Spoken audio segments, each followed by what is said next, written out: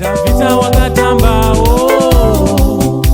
kusvika maila popota Miriam ndokuimbao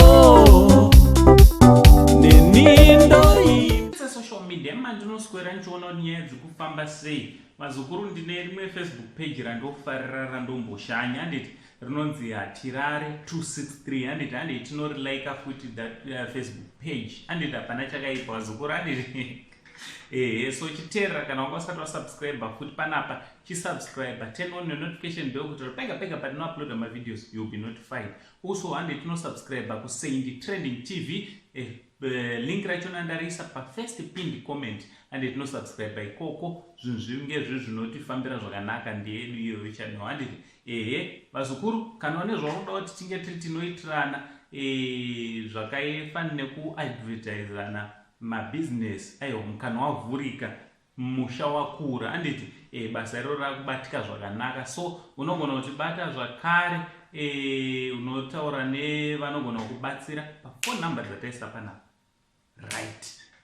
So titoti maswera sei kwese kwamuri vazukuru right. Tabva tapindawo nekuHatirare tikasangana nenyaya iri panapa, nyaya yekufamba sezvizvi handiti iri kunzi the High Court has surprised the public by acquitting businessman Mr. Aubrey Cummings, re-owned golfer, of rape charges after being in custody for 3 years.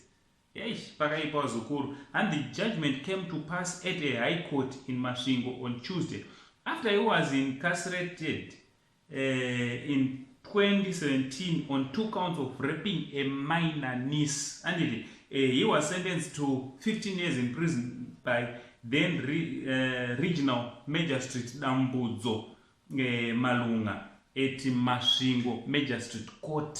Ndo nyaya yakaitika handiti so zvikunzi nyaya yakazoitwa zvakare yanga ambotongerwa 15 years akatodhonza kubva 2017 kusvika yazvino kuro 3 years ari kuseri handiti ikazoonekwa kunzi anga asina mhosva vazukuru handiti so ndisingaziva hangu kuti zvinofamba sei justice system yedu yemuZimbabwe vazukuru handiti because uchada kucheka kuti vanhu vanopinda kuseri especially nenyaya dzerape idzi vakawanda vazukuru vakawanda.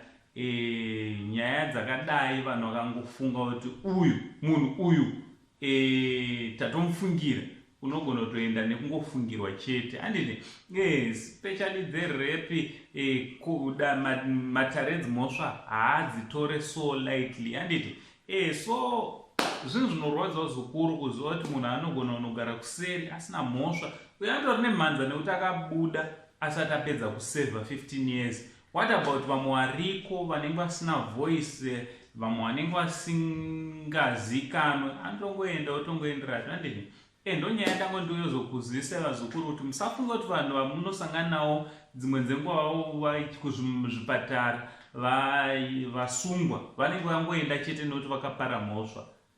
Ndopaipai pamunonzwa tichikurudzirana kuti ngatinamatire vasungwa vakapinda muzvitorongo nekuti vakapara nevasina kupara variko vasitorina kupara mhosva handiti so what do you think nenyaya iri panapa vazukuru yemurume akaenda kujere akabuda after 3 years zvazoonekwa kunzi haana kupara mhosva iyi naAnko Saindi, the only Zimbabwean uncle. Ngataura nemacomments kuti munofungei tichiti much love.